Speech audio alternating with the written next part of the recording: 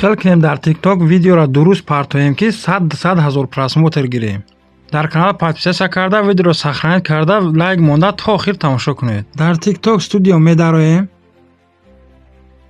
کمی پایین رفته نقشه تورید می جقیم، یعنی ویدیو را از تیک تاک استودیو می پرتویم.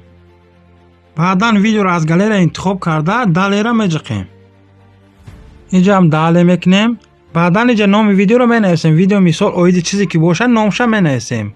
بعد که نام ویدیو رو نوشتیم باز هشتگ می نویسیم. هشتگ باید از 3 تا 7 باشه. نه زیاد باشه نه کم. هشتگ باید اوید همه ویدیو باشه. کدامی که نمیفهمن در گوگل بزنه بو می برای میفهمین. هشتگ همین نمون نوشته میشه.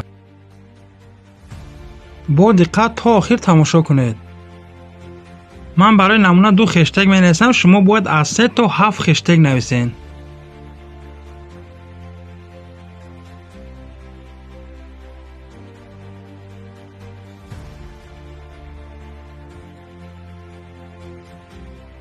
بعدا پایین نگاه کنید دروگی پارامتر را می درایم.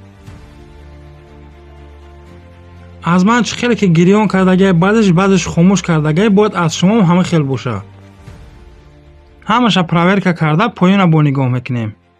همینجا اهمیت هم باید رزشی 200 و کچ حساب باشه، یعنی ویدیو رو با صفت بلند باید پرتویم.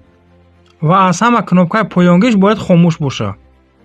وقتی که دیدیم همش 100% از اینجا برآمده کنوپکای اپوبلیکاوات هم میجقیم.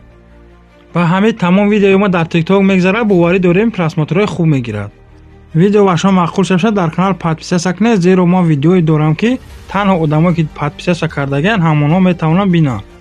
برای سوال ها میتونید که در کانال پادپیسه کرده بعدا سوالاتون رو تین. سلامت باشید تا ویدیوی دیگر.